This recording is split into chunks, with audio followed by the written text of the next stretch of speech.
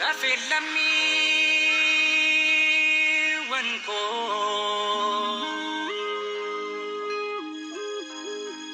bakka jirtu iyite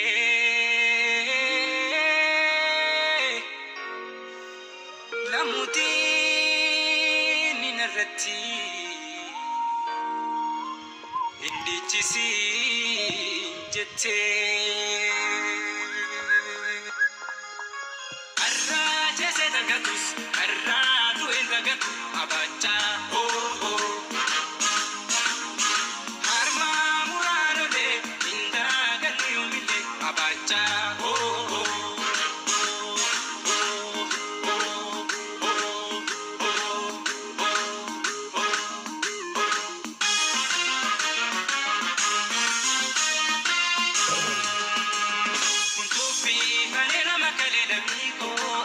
se kalubu jiru gidir se binesa yachise malena makarela miko atese kalubu jiru gidir se binesa yachise duram patumini likiyo mide gochisa sununu fayine madan ke nagadanisa duram patumini likiyo mide gochisa sununu fayine madan ke nagadanisa.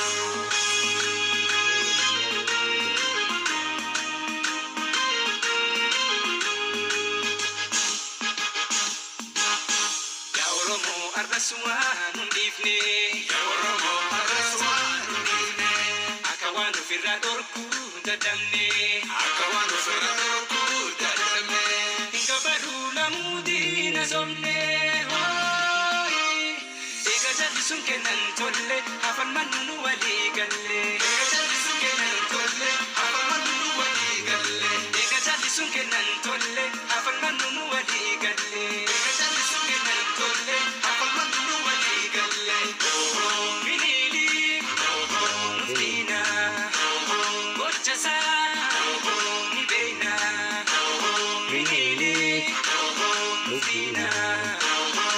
Jasa nibena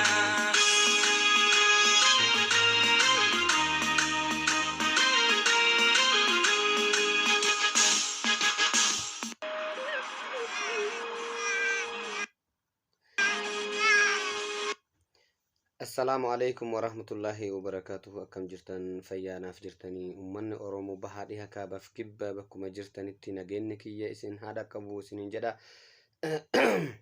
Kanatti aansuudhaanis taateewwan Oromiyaa keessattii fi naannoo Amaaraa godina addaa Oromiyaa Walloo keessatti wanta tahee wanta baay'ee tokko nama ajaa'ibuu fi ammallee duguggaa sanyii hedduu mootummaan Diqaalaa Minilik kun raawwate irratti dhaamsa garagaraa wanta qabu isiniif dabarsuuf jira jechuudha.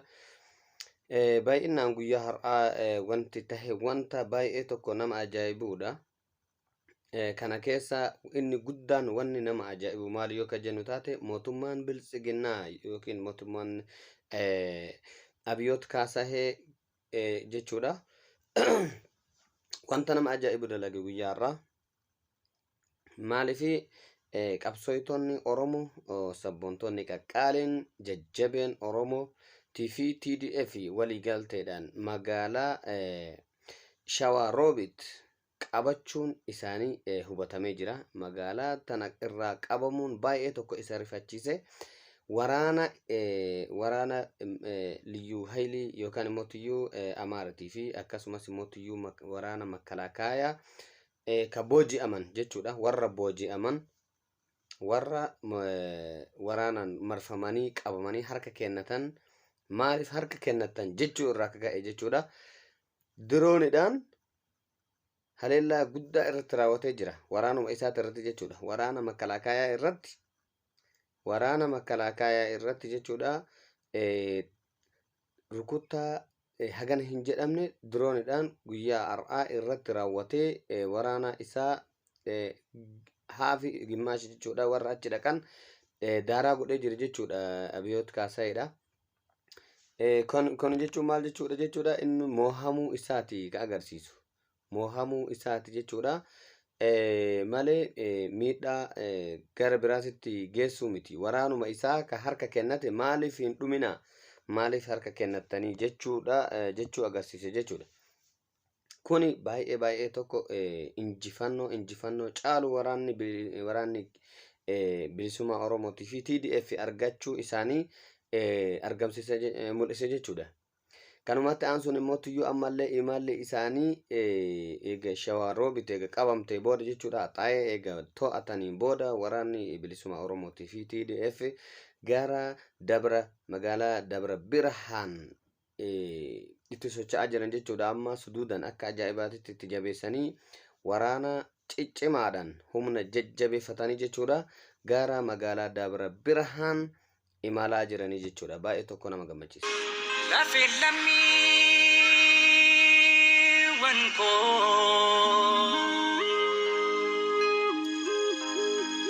bakka jirtu iyyitee lamuutiin ninarratti indichisi jettee.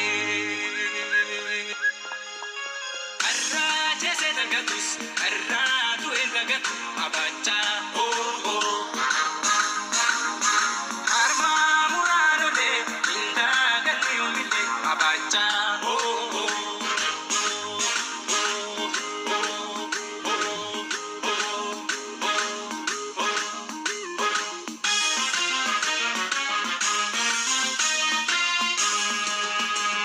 kuntufi manera makalela miko ajese kanubu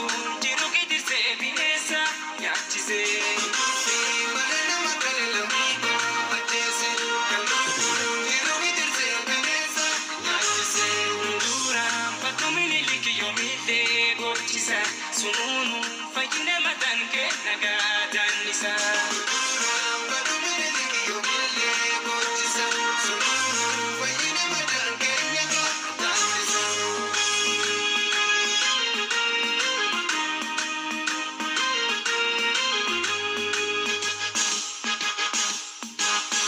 ya Oromo arrasuan undifne ya Oromo arrasuan undifne akawan firra dorku dadamne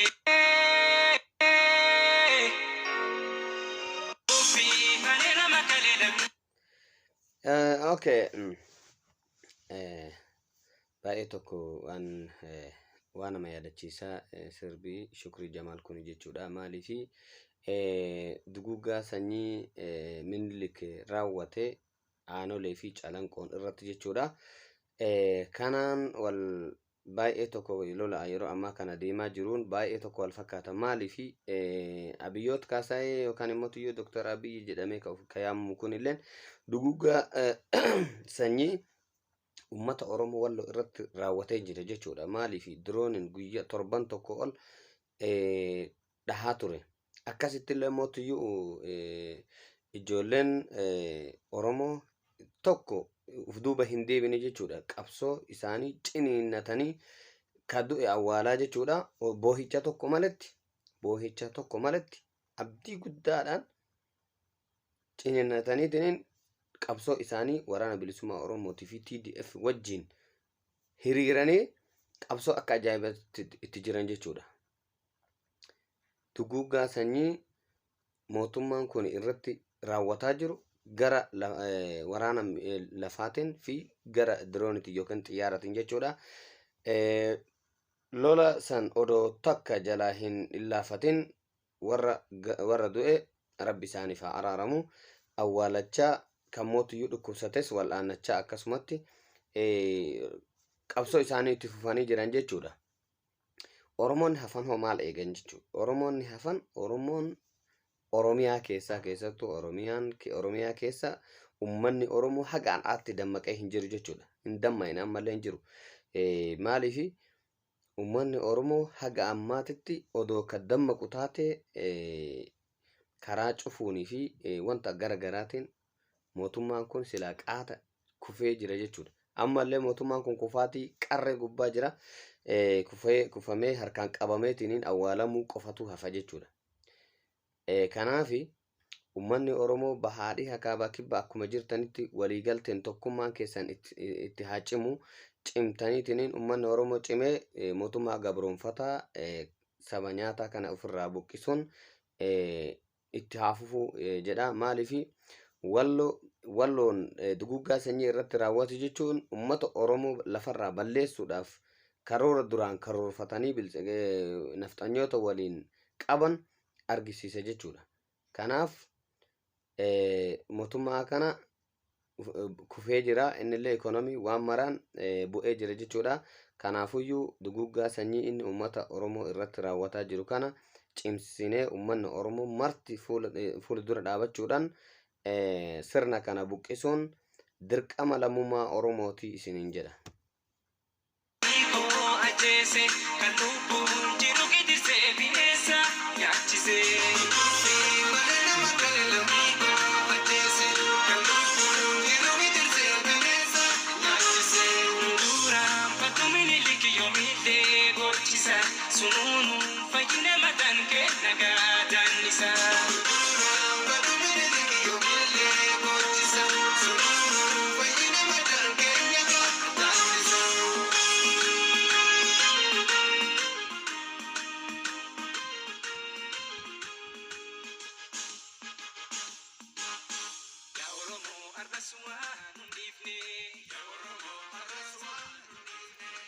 Waan nama ajaa'ibu mootummaan waraana taankii fi madfii waan mara gatee dhiyeessu harkaa qabu, waraana harkaa qaba jedheetiin waan gara lolaatitti deebi'u hin qabu jechuudha. Maaliif humni qilleensaallee harka kennatee dhiyeessuuf waan tokko waan gubbaa jiruuf malee waan inni irraa hafu hin jiru jechuudha. Sodaa guddaa harkaa qaba jechuudha. Waraanni mootummaa kana warri inni deemuun jechuudha. Ijoollee xixiqqoolee akkasumas mootiyyuu umriin isaanii lolaaf hin gahin, kan mootiyyuu warri lola gahellee lola hin barbaadin odoo hin beekin dirqiidhaan itti lola kanatti seenaa jirantu jira jechuudha. Baay'inaan waraanni bilisummaa Oromootii fi waraanni makalaakaa Tigraay yookaan mootiyyuu humni addaa ittisa raayyaan ittisa biyya Tigraay yeroo itti waraana Dr. Abiy ar'a fixe, makalaakaa ar'a Abiy fixe yeroo isaan itti awwaalanii fi yeroo isaan itti yaala kennanii fixuyyuu mul'ata. Baay'ee tokko waan nama ajaa'ibsiisudha jechuudha. Maaliif waraanni kuni waan fedhallee odoo tahe waraana bilisummaa Oromootii fi waraana TDF kana fixuuf dhufe jechuudha. Fixuu fi ajaja Abiy irraa fudhatee kallattiidhaan gara waraana kanaatti seene. Waraana kanatti waraanatti seenee eega lolatti seenee booda mootiyyuu odoo itti hin beekamin meeshaan gurguddaan itti qabamuudhaan harka kennate. Waraanni kun erga harka kennatee mootiyyuu ajjeefamuu hin qabu jechuudha. Maaliif odoo ajjeesellee eenyurraa bareede jechuudha.